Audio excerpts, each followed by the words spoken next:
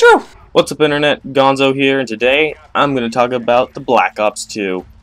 I recently watched the gamescon live multiplayer thing, and there's a lot of things that just randomly caught my eye, and I figured I'd talk about them. The first was the fact that esports is kind of one of their biggest focus now, which I think it's kind of a ploy at the audience, honestly. I think they saw the success of League of Legends after League of Legends invested lots of money into competitive gaming. And I think that's just, they're trying to sell more and kind of just, honestly, I think it's just a ploy to get more sales. I also think it's trying to take away from Halo 4, because Halo is traditionally the competitive shooter for consoles. And I think they're trying to change that idea about it. And the people that are looking for MLG, try-hard extraordinaires at Halo 4 might be more persuaded since there is a competitive aspect of this game now. And I think it's really just all for sales, honestly. I don't think it's the heart of the developers saying that we need this. I'm pretty sure Activision said we want a competitive multiplayer to get more sales.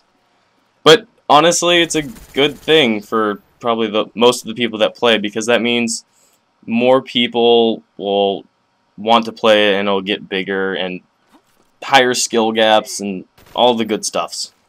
It's also bringing a lot more features into the game for esports, like codcasting, which is basically just a spectator mode with some fancy bells and whistles, like listen in, which allows you to hear the players playing and what they're saying, like call-outs. They also have an overhead view of the map that has pointers representing the people, similar to the Blackbird in Black Ops. And I noticed that they didn't bring the scoreboard up in codcasting, so I'm not sure if that's they didn't put it in or they just forgot to do it, or I'm not honestly sure what it means, but hopefully that's in the codcasting, because that'd be rather annoying if it wasn't. So I'm going to go on to the matchmaking side of things. They have League Play, which is basically the skilled matchmaking system for this game. It's kind of it's a really important thing for an esport to have a ranking system, because people want to be better than each other, and so this kind of induces competition, and basically you just want to show that you're better, and so you need a ranking system in order to show that. They also have a new game type, which is multi-team, and the spawns didn't seem to be the best, but they're playing on a really small map, and there's 12 people since it's 4 teams of 3. And I saw one guy spawn at the same time 4 times, and it kind of just got him spawn killed each time. So hopefully they're gonna try to fix spawns in that game type. But however, on domination, it looked pretty good. The most of the time they would spawn back at their home flag rather than like somewhere random, kind of like Modern Warfare 3 would do, which is nice because that means you don't get spawn killed and you don't get bullshit spawns, because no one likes those. I really hope Kill Confirm comes back, because that was a very fun game type, and it was pretty good. It worked well. It wasn't the spawns didn't really affect it in Modern Warfare 3, which is the reason I liked it the most. Domination I just couldn't play because of spawns. Also, instead of it's going off the Modern Warfare 3 approach where it's point streaks, not kill streaks.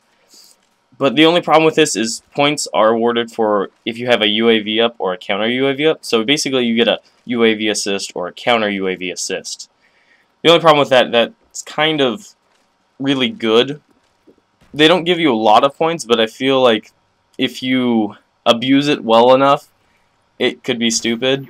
And Blackbird also is coming back, so if you just run spy plane, counter spy plane, and Blackbird, and if Blackbird's low enough, I feel like that would just kind of break the game almost, just because it's constant spam, and that really messes up the other teams. And I think the kill streaks cycle through like they did in Modern Warfare 3. Hopefully they won't delete your kill streaks as they go through like it did in Modern Warfare 3. I really dislike that. The creative class is completely different from anything that Call of Duty has ever done. It's you basically have a gun, and then you have 10 points to put into whatever things you want, perks, attachments, secondaries, etc. Which is really cool because that means there's going to be a lot more customization in just one gun. I think I was watching the stream and they said that there's 3 million possibilities for different classes basically, which is pretty cool because that means you probably won't run into Red Dot FAMAS with lightweight, steady aim, and tac mask every time, which got really old really fast. So I like that. They also changed Ghost so that it's a lot more... It's more beneficial to rushers than it is to campers because it doesn't work if you're not moving, which is cool, but I still feel like it's overpowered and is honestly the best perk in that slot. Because yes, there was a few corner campers with Ghost in Black Ops, but honestly, I found it mostly annoying just to run around a corner and get killed by, or get knifed by a Ghost guy just because I didn't know he was there. I like the fact that perks no longer affect the weapon. Like, steady aim was a perk that affected the weapon, sleight of hand was a perk that affected the weapon. Now it's like, instead of having steady aim, you have a laser sight, which increases hip fire accuracy, or you have fast mags, which is basically a faster reload like sleight of hand. And they actually have a weapon select fire attachment, which is really cool because that allows for a burst shot on any gun. So it can increase your accuracy with the gun, or you can just go to fully auto and go to Pound Town, which is cool. The Iron Sights on Scopeless sniper rifles are also coming back, which is cool because you basically just don't put a point into the scope. Which is cool because it's always fun to dick around with sniper rifles.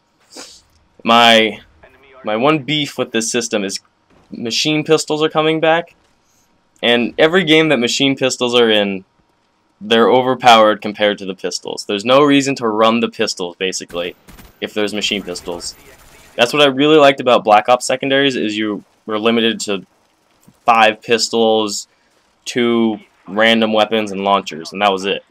Which was awesome, because that meant everyone that pulled out their secondary had a pistol or a rocket launcher, or some weird weapon, which I liked. And then Modern Warfare 3 came around, and FMG9s demolished everything. Silly guns. And they also have a gun that its first 2 shots fire faster than the rest of the gun. So it has a quick fire rate at the beginning of the burst, and then it slows down, which is just kind of a cool thing that they're doing to just change it up, honestly. Because I really just want change in these games. I'm bored of the cookie-cutter Call of Duty game that comes out every year. Okay, now I'm going to move on to the miscellaneous things that I saw. Flags have new particle effects and new pointers. They're no longer the little rectangle with a triangle on the bottom. They're a rectangle with a circle on the bottom. Just slight differences. It looks like there's a stab vest thing. If you guys watch Thunder Toro, it's basically it takes 2 knives to kill, or if 2 people knife at the same time, it, instead of just killing one randomly, it like clashes. I just saw that one time. I'm not sure if that's a thing that's happening. So hopefully it is, because that'd be nice. Emblem Editor is coming back, but not many details were released about that, so that's cool. It seems like the most customizable game of all of them. And I think switching to the knife is faster, kind of like Counter-Strike, where you want to run with your knife off spawn.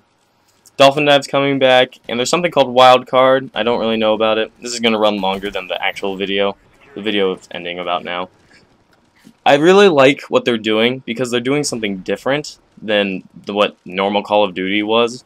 That's exactly what Call of Duty 4 did from COD 3. It changed, well, basically changed a lot of things, and that's why everyone liked it. And I think Black Ops realized this, and they're trying to be the different one again.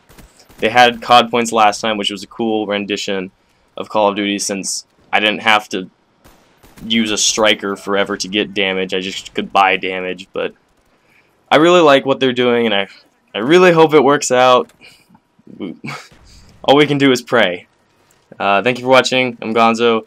Please rate, comment, subscribe, favorite, like, dislike, whole 9 yards. Goodbye.